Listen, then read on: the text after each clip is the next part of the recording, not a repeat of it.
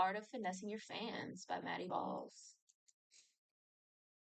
In the music industry, there are a lot of different ways that musicians finesse their fans. Sometimes it isn't a big deal. They might just finesse a couple of extra streams from you or make you pay a little extra money for some merch. But sometimes they're straight up wasting both your money and your time. And rarely, they will just straight up scam you. There's levels to finessing your fans. Fire Festival. You can get away with it and keep a good reputation, or you can ruin your reputation for a few extra bucks. So today, we're going to look into the art of finessing your fans. Real quick, just so you guys know, I'm defining finesse as to skillfully manipulate, trick, or obtain something from someone or a situation with subtle, clever, or artful maneuvering. I think Pretty it's simple, funny he so with defined that it. being understood, let's continue. Concerts are a great opportunity for artists to finesse their fans. The most common way is when artists are just late to concerts. A lot of the time it's technical difficulties, an opener set goes too long or something like that. Sometimes there's travel complications, the artist gets sick, etc. You know who's known for doing that? Wait, I don't want to say the person's name wrong. That she's a Grammy Award winner. First female rapper to have a Grammy for Best Album of the Year.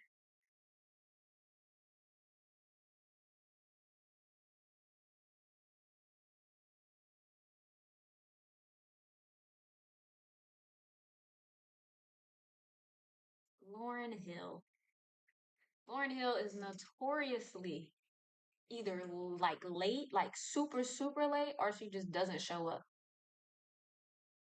And I'm surprised she hasn't gotten sued yet because the amount of times I've heard like she just doesn't show up to the concert or she's 3, 4 hours late to the concert, they should be suing her. Not really a big deal. But on occasion, there are artists that straight up seem to have a lack of respect for their fans. Like Axl Rose, for example, who was notorious for missing multiple Guns N' Roses shows, which in one instance started a riot. Justin Bieber is also guilty of this, like when in 2013 he was 2 hours late to perform because he was busy playing video games in his dressing room. And in 2017 he canceled the final 14 dates of his tour because he was just over it. And other artists may show up, but they might not actually even perform. Playing video like Kodak Black, games. who recently actually decided to play around on his hoverboard during his concert.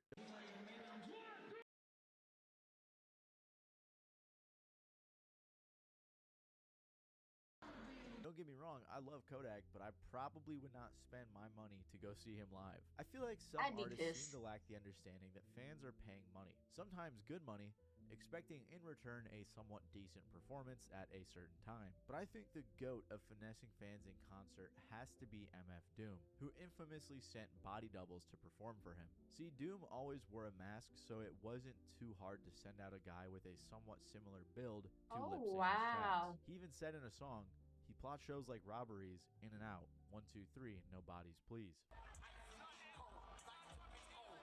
Wait, how do people know though if he was always wearing a mask?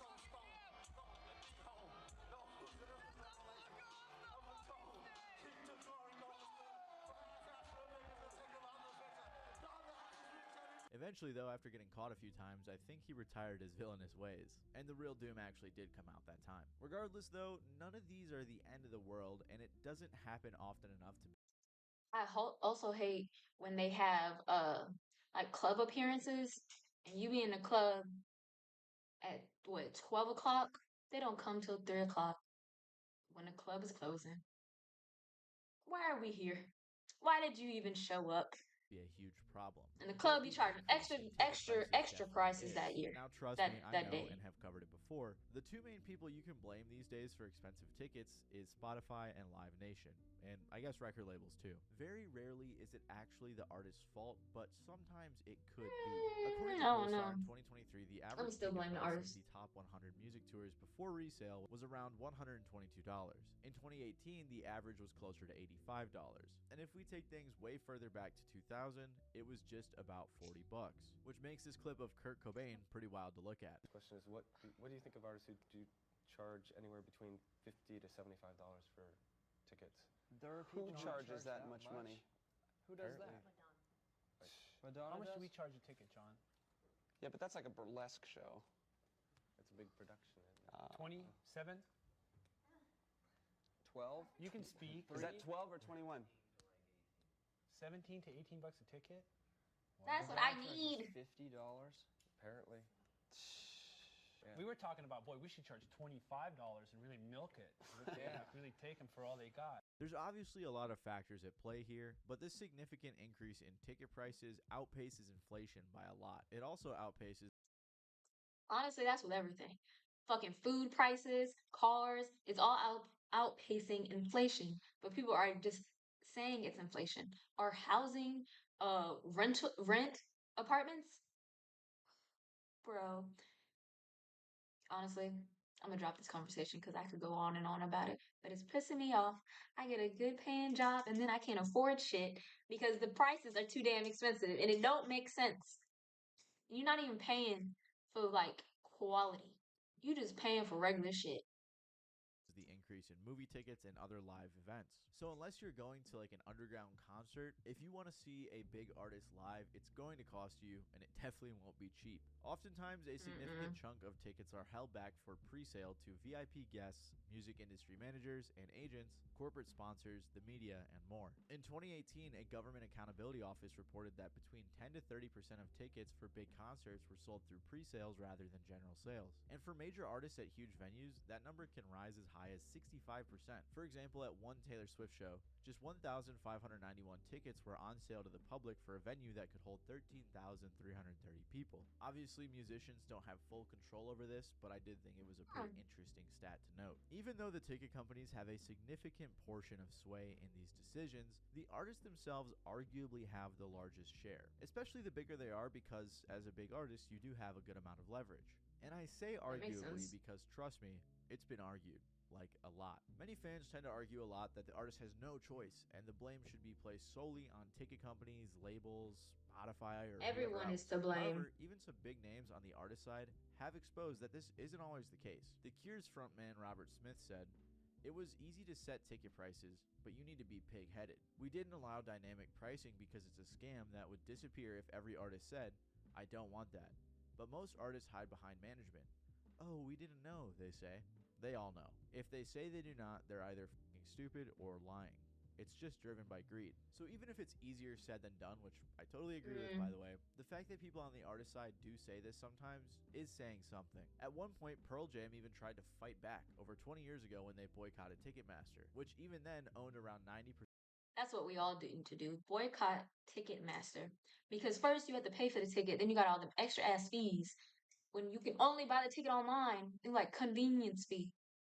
Convenient for who? For me or for you? Like you don't have an actual brick and mortar building. This is the only option. Of venues across the nation. And while Pearl Jam had hoped that other big bands would team up with them, no one did. So as a result, a pretty tough precedent was set. In 2009, Eddie Vedder said there were other people who had opportunities to join in. Instead, they actually cut deals with that company. These were people I feel who could afford to make a stand. Pearl Jam's attempts were noble, and at one point even led to them testifying in court that Ticketmaster was a monopoly. However, in the end, the band members themselves say it was a major part of what killed their careers. When you try to fight against the industry, it comes with a high chance of being blacklisted. So this finesse really isn't most artists' fault inherently, but they could probably cut us a deal on tickets if they really wanted to. And these days, going to a concert, like I said, has gotten really expensive. And if it's not the tickets, the hotel, the transportation that'll get you, it'll definitely be the merch. Going to one of your favorite artist concerts, especially when they don't always tour near your city a t-shirt, or even at all, can be quite the 50 memorable plus experience. And while nowadays most people are having their phones out taking pictures and videos, often feeling the need to post the entire show on their a story, hat, sometimes $35 that's not enough to remember the at event least. by. Which brings us to the long-standing tradition of merch. It feels nice to not only support a artist or a band that you love, but it's also something you can physically take home with you and wear and represent. As the industry has progressed and artists aren't making quite as much as they used to thanks to streaming, merch has come in to help supplement that income. Whether it's because of the ticket companies, streaming, or a bunch of other factors, merch is important. It's grown to become an even bigger source of revenue for touring bands. They and selling online. stickers for But the thing $10. is, Did y'all what see used that? to be cheap t-shirts you could pick up at a stand outside the show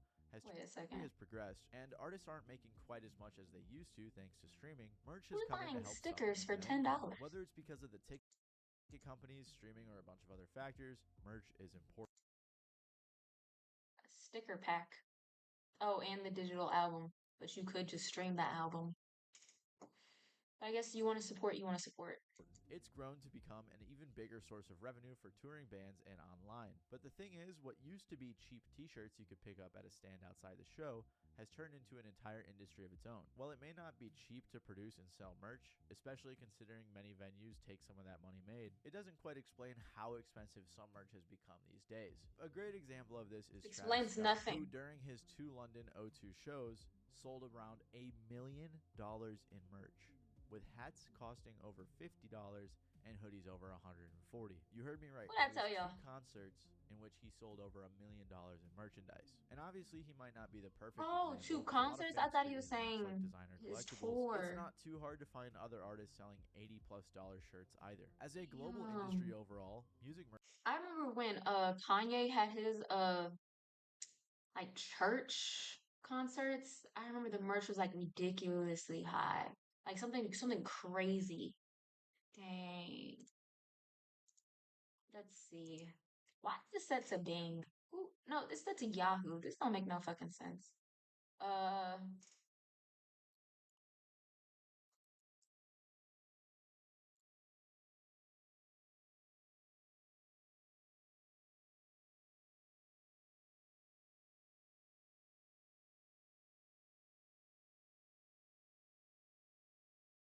Kanye West original merch price. Price is behind. Does it say it on this? I hope so. I hate it when stuff just extra information. Allow, I guess. Okay, yeah. For socks as high as $225. Baby, what is we doing? Hold on. Can y'all see this? I have to click on it. Okay. A shirt, 145. Okay, $65 for long sleeve shirt isn't that bad. I will say. But socks, 225. Oh no. Dang, it don't show everything. But I remember everyone was like, what? But the people was buying it, so shit. merchandise alone has grown to a $3.5 billion industry. And that was back in 2018, so imagine how big it's gotten now. It's been pointed out by heads of major Trillion. merch companies that unless you're one of the few mainstream pop artists, many in the music game make way more money off their merch than their music. And if it's not the artist merch kind of becoming a designer brand itself, oftentimes artists or bands will collaborate with actually established fashion brands or accessible outlets as well, like that Nirvana shirt sold at Target, which probably hit hard for some of you. But it's just one specific example, as big stores We're across the boycotting country sell Target. merch We featuring cannot go tons of there. different artists. And another I need problem that more. has come up lately is merch isn't just expensive, but it can also be very lazy. One person on Reddit said, "The worst part is how many artists completely phone in their merch designs," with someone responding saying, "Hi Lord, I'm not paying $30 plus shipping for a shirt that just says melodrama in the front and nothing else." So whether you want to call it extreme At fandom least or have your capitalism picture at on its that finest, bitch. lots of Damn. money does go into merchandise, which has only gotten more and more expensive as time has gone on. Even if the prices start to outprice the majority of fans, it doesn't necessarily matter, especially when applying the 80-20 rule, which suggests that the 20% of an artist's most loyal fans will generate 80% of the revenue, which kind of means they can Yeah. price it however they want, knowing that their superfans will buy anything. According to a study by Betway, if you want to keep up with BTS and all of their merch, it'll cost you nearly $6,500. And there are very similar numbers for other big artists. Throughout this whole section, I've talked mostly about clothes, but there are other merchandise products that artists put out that sort of finesse you as well. A good example of this is Kanye's stem player, which in retrospect, even What many is that? buyers themselves have called a scam, mainly because the portable music player slash mixing board a was speaker? $200, and it was the only way you could listen to Kanye's album Donda 2. Now you guys know how big of an artist Kanye is and how coveted Oh. his music is, so if the only way to listen to that album is on a 200 player device, a lot of people are going to buy it. And most of these people aren't producers or DJs or engineers or whatever, so they have no need for this device, except for to listen to the album. Well, the stem player was sort of neat. A writer for Slate summed it up well, saying, "The worst thing I can say about the stem player is pretty much everything else I have to say about it." They continue saying, both practically and What is it? conceptually, the stem player is like a parody of what's hailed as smart in the visionary disruptor circles that West admires. Once you get past the novelty of being able to remix your favorite music, you arrive at the bigger question: why would you want to? Especially when you can get it cracked off for free and do most of this yourself. And then you get into just the plain ridiculous merch, like Kiss's $4,700 casket or Frank Ocean's $1,000 cock ring. If you buy that, that's on you. But at the end of the day, overpriced tickets and Even selling overpriced cock rings? merchandise is not the end of the That's world. creative, because honestly. you can opt to just not buy any of them. However, there are also some very sneaky ways in which artists will release their music that low-key tricks or coerces the fans into paying extra money for it or giving them extra streams. Deluxe albums are a great way artists have been doing this. The deluxe album concept is pretty much a direct Having multiple evolution of covers the for the A-side and album. B-side format that records used to have. And you might be thinking, what's the problem here? Well, what used to be a gift to fans has now turned into another marketing scam. On a Reddit post, a user pointed out how deluxe albums can be used to game the charts. Artists will use deluxe albums to toss up a couple throwaway tracks months after the original album's release. This way, it can keep the album up on the charts as excited fans rush to hear the new songs, extending an album's shelf life as well as its profitability, at the expense of fans hoping for new or separate projects. Noah Sipe, a writer from the Register, wrote an article about this and said, "Artists are getting so used to deluxe albums just being another way to boost sales. They release them days or even the same day as the original album." Ed Sheeran This is facts. I am a huge Cardi fan, but she had like 3 or 4 different versions of Am I the Drama? And she would only change a few things. She would just like there was a version for the remix with what is it? The Snowman? What the fuck is it? What is his real name? Oh, Young Jeezy. She had a version with him. Then she had a version with Lotto. Both 2 different albums, but they just changed the song. Just one song on there. I'm like, how's this allowed? Like, I'm still listen to it because I fuck with Cardi and I fuck with both versions of that song. But I was just like, why she do this? And then I accidentally save it twice because I didn't save the song from this album. It was confusing. released both Play and Play Extended Edition on the exact same day, September 12th, which drives his fans to listen to the album, then jump ship to the extended version at once. This adds no specialized feeling to the songs on the extended version, considering they'd get the same feeling if it was just on the original album. Honestly, I think it's kind of like they start withholding some of the better songs until they hit a successful moment. That way they can ride the wave of success all the way to the bank. Because once they know that they have a hit album, they can drop great tracks onto the deluxe version and know that they can immediately sell these albums all over again and continue their charts, because the fans are incentivized to go buy another version of the album that they already own to get those new tracks. Okay, as I'm editing, I remembered this. A perfect example is when Yeet dropped 2093. A day after the release of the original, he put out Part 2, which was a deluxe with a few extra songs. Then a few days after he put out Part 2, he put out Part 3. But Part 3 wasn't even on streaming services. You had to pay for that. So it just seemed like a shady way of getting fans to get you more streams and pay extra money to listen to your album. And as a big fan of his, it was kind of annoying that I had to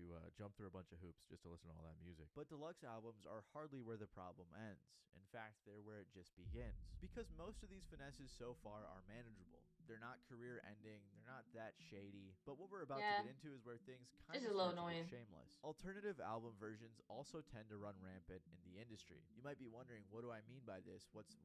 How is this different from a deluxe album? So to make it easier to understand, I'll just show you some examples. Taylor Swift's Life of a Showgirl has approximately 38 variants, including 27 physical editions and 7 digital download editions in the time span of 28 days, none of which include a single new song.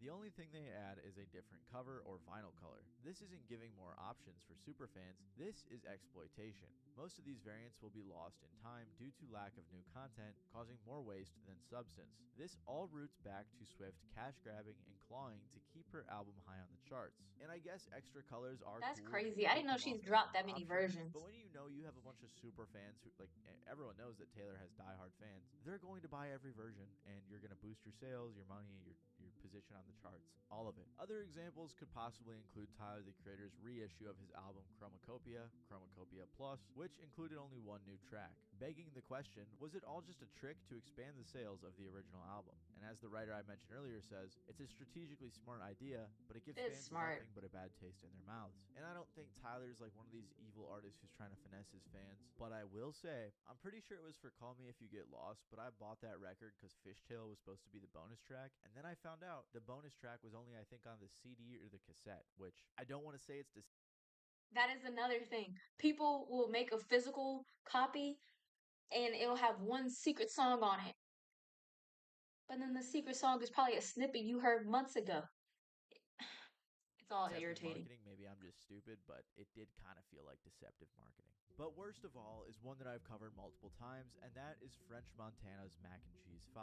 On top of the original version of his album, he released multiple other versions, including a sped up, a slowed down, probably a chopped and screwed, an instrumental, and an acapella. He also dropped every single song Not mad at that from though. every single version as a single. This way, every single song and every single version of that song would show up on every featured artist's Spotify in a very spammy way. So I'm sure you can see the problem here. And so did fans, as one person said, damn, this looks like a cry for help. But while we're on the topic of different album formats and French Montana, we can't forget vinyls. Vinyl used to be a fun collector's item with bonus loot and bonus tracks. However, in the big 2026, artists have really been using records to finesse fans. To the point where, honestly, I wouldn't even call it a finesse. I would just say it's a straight up scam. In addition to all the greasy Is stuff it? French did with Mac and Cheese 5 to boost his streams, he also involved it with a vinyl scam as well. Basically, he released records for pre-order which were only $5 and then just shipped them out to random addresses. The reason he did this was similar to the rest of his other marketing tricks, and that was to boost his sales.